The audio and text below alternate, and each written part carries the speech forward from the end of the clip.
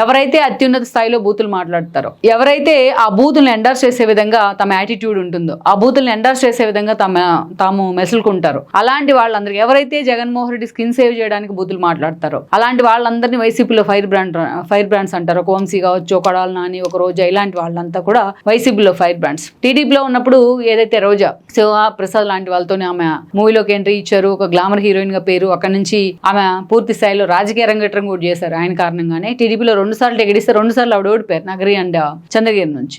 తెలుగు మహిళా అధ్యక్షురాలు పదవి కూడా ఆమెను వరించింది. అయినా సరే టీడీపీలో ఆమె సఫికేషన్ ఫీల్ అయ్యారు. కానీ అప్పుడు మహిళా అధ్యక్షురాలుగా ఉన్నప్పుడు ఆమె పూర్తి స్థాయిలో బెల్ట్ షాపులకి, వైఎస్ఆర్ ప్రభుత్వానికి వ్యతిరేకంగా చేసిన నినాదం కావచ్చు, తీసుకున్న ఉద్యమాలు కావచ్చు, ఇలాంటి వాటితో నాకు నిజంగానే అప్పుడు ఫైర్ బ్రాండ్ అనే ఇమేజ్ వచ్చింది. కానీ వేరే ఆమె ఎప్పుడైతే అక్కడి నుంచి వైఎస్కు బొకే ఇచ్చి ముందుగా కాంగ్రెస్ లోకి వద్దాం అనుకున్నారు, ఆయన చనిపోయిన తర్వాత జగన్మోహన్ రెడ్డి పంచం చేరారు. అప్పటి నుంచి ఆ ఫైర్ బ్రాండ్ ఇమేజ్ అనే పదానికి ఒక అర్థాన్ని మారుస్తూ వచ్చారు రోజా.